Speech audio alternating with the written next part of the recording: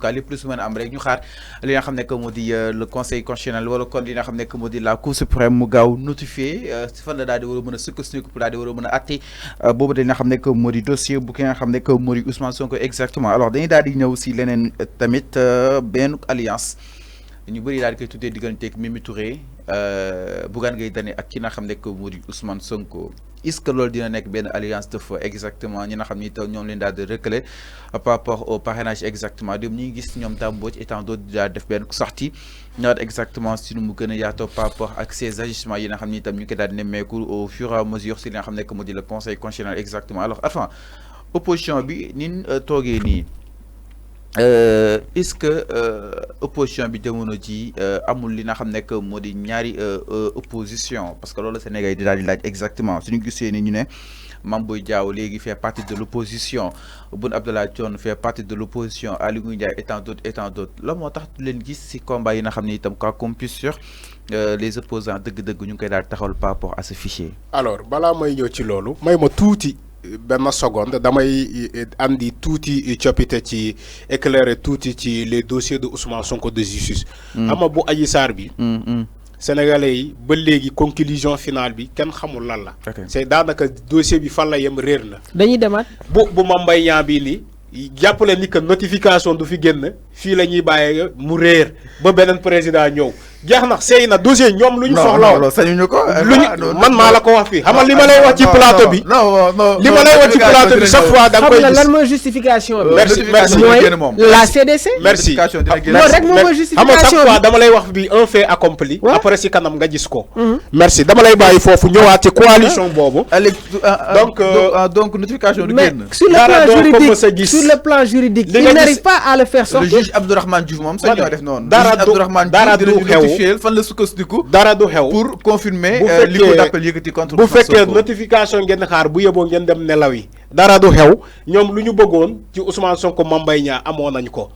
mooy maanaam la cour suprême mu confirmer la cour d'appel comme ci Adji Sarr ñu ne jugé nañ ko ci contumace dossier yi nax saay léegi nërmeel nañu ba beneen jimi jamono beneen président bu ñëwee décider indi ak éclaircissement xayrun donc bu bëggee dossier yooyu fii lay yem jeex na tak su ma ñëwee ci la supposée coalition entre Mimi Touré Bougane Gueye ak Ousmane Sonko xam nga loolu man ci presse bi laa koy yëgee xaw ma ndax ba xam une réalité la. dina am wala comme on l'a dit vers une coalition. toutefois bu fekkee loolu alliance boobu am na. mën na porter préjudice le camp d'en face mooy maanaam le régime en place parce que ñooñu tamit. seen dayoo ci politique dafa am solo parce que ça soit Bougane Gueye Dany qui a gagné du terrain que ça soit Mimi Touré qui est venu tout récemment dans l'opposition et aussi il a acquis des cœurs et aussi Ousmane Sonko boo xamante ne il est aussi il est aujourd'hui le chef de l'opposition imaginez ces trois personnes man dama jàpp ni que du yem sax ci ces trois personnes là parce que dama jàpp ni tous les frustrés boo xamante ne ñoom gàntal nañu seen candidature dañoo war a booloo dañoo war a unir autour d'une table xeex parce que xeex yemul ni que c'est beaucoup plus beau non c'est que si même ñi pas sax bokk ci xeex bi loolaa la wax c'est beaucoup plus beau ñoom te ci parce que ñoom booba tey déggatuñu leen fenn en fait dama ne déjà seen dama jàpp ni que opposant ak Cheikh Tidiane Dièye tamit ñu koy dégg Fallou ibi nga brèche bu doy waar xam nga dama jàpp ni que képp ku nekk ci opposition bi yow da nga am benn adversaire da ngeen am adversaire commun mooy maanaam ki fi ne donc bu fekkee moom mooy seen adversaire commun dama jàpp ni que ñoom ñëpp war nañu bool que ça soit les recalés que ça soit tey ñoo xamante ne am nañu sens jàll war nañu booloo autour d'une table ñu déggoo ay stratégie yu leer nan laka nañuy def ba jëlee fii ñi fi ne tant que defuñu ko ñu espérer dem individuellement mooy maanaam dañu gagner man loolu yàgg naa la ko wax tant que defuñu booloowuñu autour d'une coalition bu solide wala alliance bu solide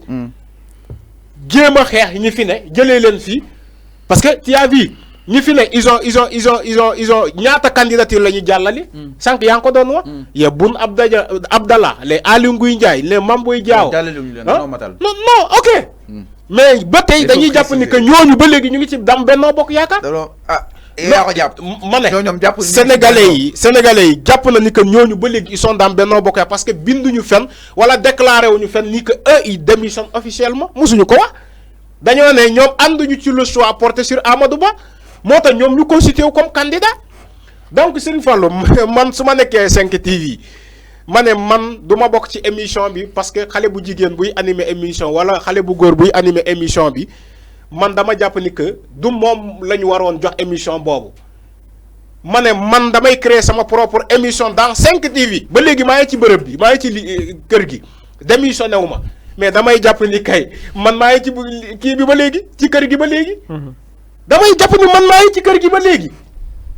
mais ñooñuy déclaré kër gi di def beneen émission. bu bokk ak seen émission nekk si kër gi di discréditer kër gi maanaam ñii boobu ba tey ñu ngi tenir ay discours yu diis à travers envers le président. mais ma jox la exemple bu terre à terre. ñaata journaliste ñoo nekkoon Walfadjri boo Pape Ndiaye génnee missile yi affaire de missile yi bu mu xewoon fii. ñaata journaliste yi fa nekkoon ñu tiire ci moom pourtant seen confrère la. ba tey mu ngi liggéey foofu mais boo gisee nit def na lu jaadul mais da nga ko koy wax directement yàlla loolu la bëgg que au lieu nga dem lakkatu nga koy sandi xeer wala ngay xeex contre ma comment dirais outil benn comment dirais lan lañ koy waxee sax intermédiaire di faagaagal sa naatango au lieu nga jàkkaarloo ak moom directement ngay ut intermédiaire tey waa Benno Bokk Yaakaar ñu porter seen candidature que ça soit Boun Abdallah que ça soit Aly Ngouille Ndiaye que ça soit keneen ak keneen ñooñu au moins dañoo nekk di wan Sénégalais yi ni que ñoom d'accord ci le choix porté ci Amadou Ba mais ils sont dans Benno Bokk Yaakaar une fois deuxième tour bu amee ne soyez pas surpris ngeen gis ñooñu retrouver autour d'une même coalition parce que dans ce cas ça serait cohérent parce que musuñu déclarer Sénégalais ni que ñoom ils ont quitté officiellement musuñu ko wax donc man dama jàpp ni jusqu'à la preuve du contraire stratégie bu ñu lal la pour jéem a neutraliser l'adversaire l'adversaire mooy l'opposition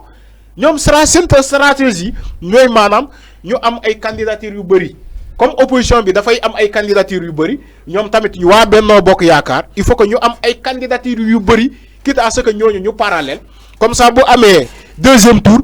ñoom ñu mën a réunir autour d'une coalition. man dama jàpp ni stratégie. donc alors tant que brèche bi ñu tijji woon Mamour xam na dañuy tijjante ay brèche nag. mooy li nga xam ne que moo di justement le pourquoi ñu jàll boobu ba tey ñëw ñu ŋàññi li nga xam ne que moo di sa fichier exactement bokk na si ñoom Déthié Fall déggatuñu leen waaye itam ñoom Pape Djibril Fall et tant d'autres ñoom ñu ngi seen coin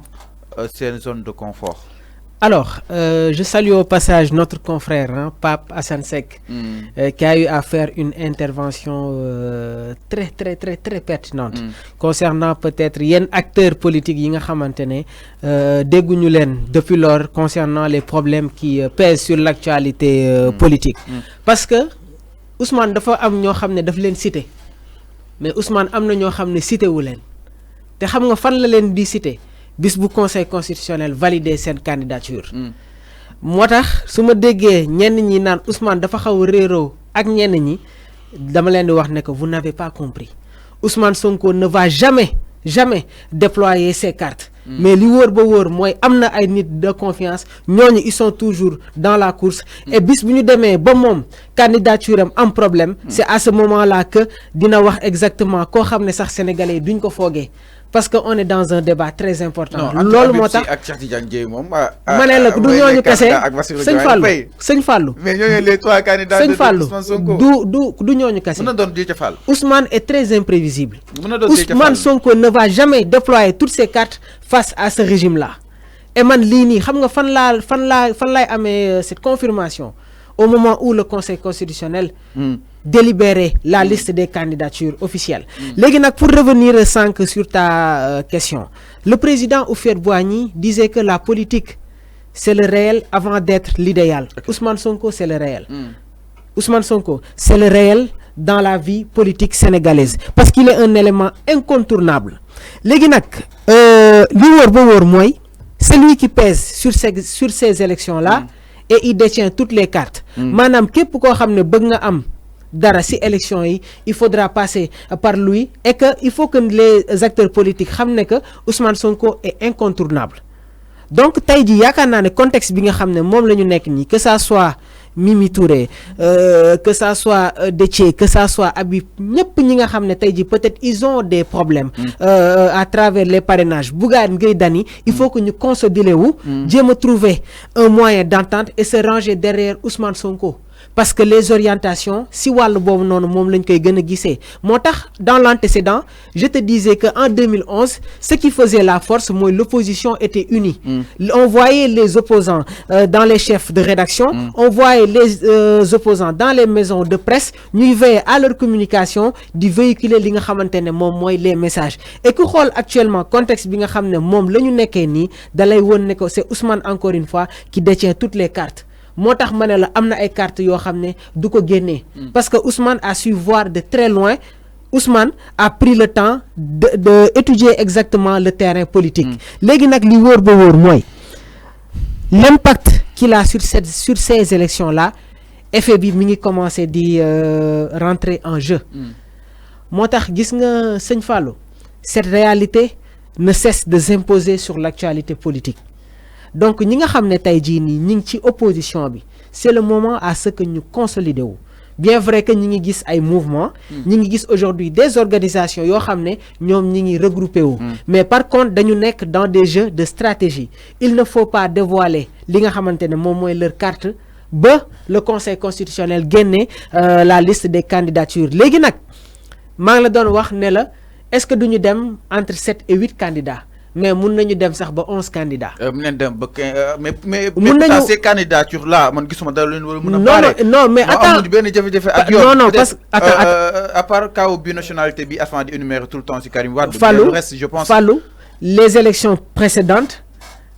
on ne s'est pas retrouvé avec plus de 8 candidats. Am na ñu bari sax dañ lay wax ne que est-ce que c'était pas une sélection. OK. Mais tey jii suñu gisee exactement